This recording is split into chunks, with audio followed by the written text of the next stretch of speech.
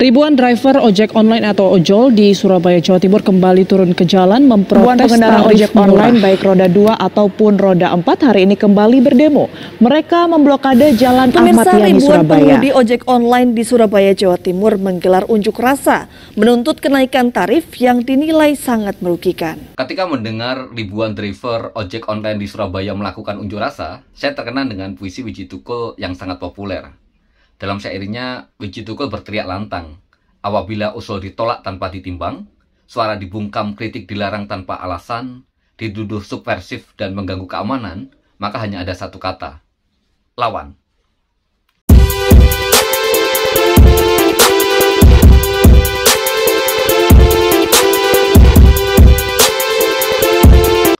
Melawan, ya. Hanya itu satu-satunya cara bagi rakyat kecil untuk mempertahankan harkat dan martabatnya. Untuk memastikan apa yang semestinya mereka dapatkan tidak dirampas dan dicuri. Untuk meretas jalan pembebasan demi masa depan yang memberikan harapan. Langkah seperti ini konstitusional, sah menurut hukum. Menyampaikan pendapat di muka umum adalah kebebasan sekaligus kehormatan yang dimiliki oleh warga negara. Bagaimanapun, kata adalah senjata. Teman-teman, setidaknya ada 4 tuntutan yang diusung oleh driver ojek online dalam aksi ini. Pertama, mereka menuntut implementasi Peraturan Menteri Perhubungan Nomor 12 Tahun 2021 dan Keputusan Menteri Perhubungan Nomor 348. Peraturan Menteri Perhubungan Nomor 12 Tahun 2021 adalah terkait dengan standar kegiatan usaha dan produk pada penyelenggaraan perizinan berusaha berbasis risiko serta transportasi. Sedangkan Keputusan Menteri Perhubungan Nomor 348 adalah terkait dengan pedoman perhitungan biaya jasa penggunaan sepeda motor yang digunakan untuk kepentingan masyarakat yang dilakukan dengan aplikasi. Sementara itu, tuntutan kedua adalah menghadirkan aplikator pusat pemegang keputusan untuk dapat merubah tarif, yakni tarif net yang bersih dan diterima driver. Yang ketiga, menuntut adanya evaluasi biaya tambahan. Sedangkan tuntutan yang keempat adalah pengemudi ojek online mendorong pemerintah untuk meninjau dan menindak aplikasi ojek online baru yang tidak sesuai dengan aturan. Apa yang diperjuangkan dalam aksi unjuk rasa driver ojek online, muaranya adalah tentang kesejahteraan. Sesuatu yang juga diperjuangkan oleh serikat buruh. Pertanyaannya kemudian, apakah pengemudi ojek online buruh atau bukan? Kalau pertanyaan itu ditujukan kepada saya akan mengatakan bahwa driver ojek online adalah buruh. Sebagian dari mereka bahkan tergabung di dalam Serikat Pekerja Dirgantara Digital dan Transportasi yang berfederasi di dalam Federasi Serikat Pekerja Mitra Indonesia. Dinas Tenaga Kerja bahkan mengeluarkan surat pencatatan ketika driver ojek online membentuk serikat pekerja. Ini artinya sebenarnya mereka diakui adalah bagian dari pekerja. Dalam hal ini, kita juga bisa menengok nasib teman-teman driver ojek online di Eropa. Dikutip dari Sosial Eropa, Rabu 22 September 2021, pengadilan juga menyatakan bahwa perjanjian kerja bersama sektoral yang akan berlaku untuk pengemudi Uber, termasuk persyaratan gaji dan beberapa tunjangan. Selain itu, Uber harus membayar kembali upah kepada pengemudi dalam beberapa kasus. Kasus ini diajukan oleh FNV, sebuah federasi dan salah satu serikat pekerja yang paling aktif di Belanda. Ini mengikuti kemenangan sebelumnya di pengadilan yang lebih rendah dalam kasusnya melawan Deliveroo, di mana pengadilan juga memutuskan bahwa pengendara pengiriman adalah karyawan. Namun, sejalan dengan tren perusahaan pertunjukan besar di Eropa, Uber dan Deliveroo mengajukan banding atas penilaian tersebut. Pengadilan distrik menggunakan 3 atribut untuk menilai apakah ada kontrak kerja antara Uber dan pengemudinya, yakni kinerja, upah, dan wewenang. Perdebatan keras terkait dengan hal ini juga terjadi di Amerika. Maria Elena Durazo, senator negara bagian California, dia mengatakan, hari ini perusahaan-perusahaan itu mengaku sebagai wajah masa depan yang inovatif. Perlu saya perjelas, tidak ada yang inovatif dari perusahaan yang membayar upah rendah dan tidak memberikan asuransi bagi pekerjanya. New York Times melaporkan bagaimana perusahaan-perusahaan yang bergerak di bidang ride sharing atau ride hailing, pengiriman makanan, dan sejenisnya, membangun kerajaan bisnis dari tenaga-tenaga berbiaya murah dan independen.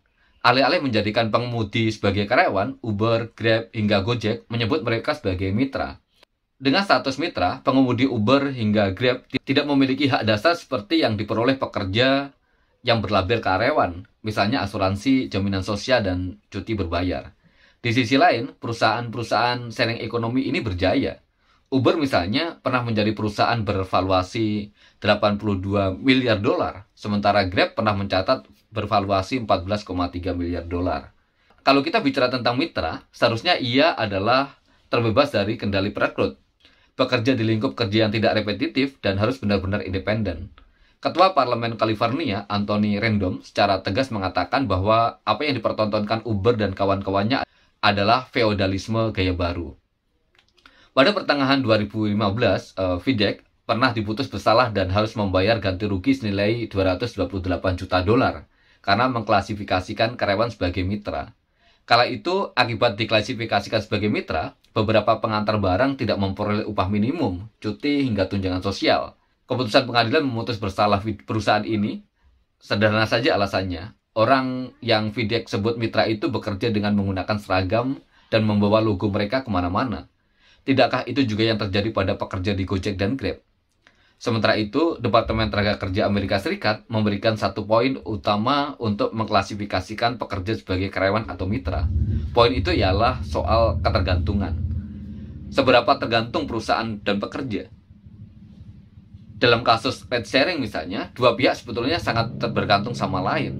Dengan kata lain, klasifikasi mitra bagi pengemudi adalah kacau belaka. Kondisi yang sama sebenarnya juga mirip terjadi di Indonesia. Relasi driver ojek online sebagai mitra justru mengaburkan situasi sesungguhnya yang dialami para pengemudi. Meski namanya mitra, yang semestinya kedudukannya lebih setara, pengemudi tak memiliki kekuasaan apapun lantaran pesanan, besaran potongan, sampai penilaian kinerja ditetapkan seluruhnya oleh aplikator. Relasinya tidak imbang. Investasi kendaraan seringkali dari mitra, pencari duit juga mitra, segala resiko ditanggung mitra, tapi mitra tidak punya kuasa apa-apa.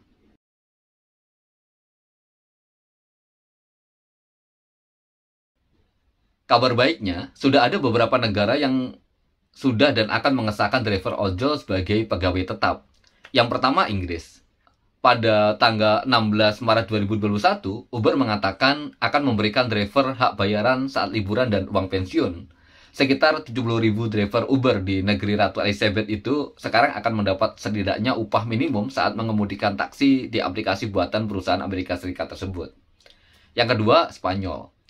Spanyol adalah negara pertama di Uni Eropa yang mengesahkan driver di jasa pengiriman adalah staf bergaji tetap dengan mendapatkan semua hak dan perlindungan seperti cuti sakit dan tetap dibayar saat libur. Pemerintah sayap kiri Spanyol bertindak setelah pengadilan tertinggi negara itu menetapkannya pada September 2020. Namun, perusahaan-perusahaan aplikasi mengecam reformasi tersebut dengan dalih mengancam sektor bisnis mereka. Yang ketiga, Amerika Serikat. Para voters di California pada 2019 mengakui driver ojek online dan kurir sebagai karyawan, tetapi perusahaan besar termasuk Uber enggan mematuhinya. Sebaliknya, perusahaan-perusahaan itu justru mendanai referendum proposisi 22 pada November 2020 yang secara efektif membatalkannya. Dengan referendum itu, para driver dan kurir tetap menjadi pekerja independen, tetapi harus dibayar dengan upah minimum dan mendapat tunjangan kesehatan serta asuransi. Sayangnya, pengajuan resmi oleh para pengemudi untuk membatalkan referendum gagal. Yang keempat, Italia. Pengadilan Italia itu pernah menetapkan para kurir Uber serta jasa pesan antar makanan lainnya adalah karyawan, bukan pekerja independen. Perusahaan-perusahaan itu akan didenda 733 juta euro atau 12,6 triliun jika melanggar. Jaksa di Milan pun mengatakan lebih dari 60.000 kurir yang bekerja di platform itu pada 2017 hingga 2020 harus ditawari kontrak dengan gaji tetap.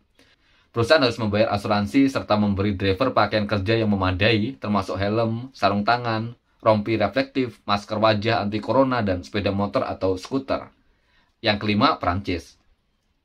Pemerintah Prancis diperkirakan juga akan mengesahkan aturan baru tentang driver ojek online ini. Pengadilan sipil tertinggi di negeri anggur itu mengatakan kepada Uber, karena aplikasinya mempertemukan pengemudi dengan klien, driver tidak boleh dianggap sebagai pekerja independen, melainkan sebagai karyawan. Sebulan sebelumnya, Pengadilan Tenaga Kerja Paris memutuskan Deliveroo bersalah karena tidak mengangkat kurir sepeda yang bekerja untuk mereka. Jadi, bagaimana dengan kita?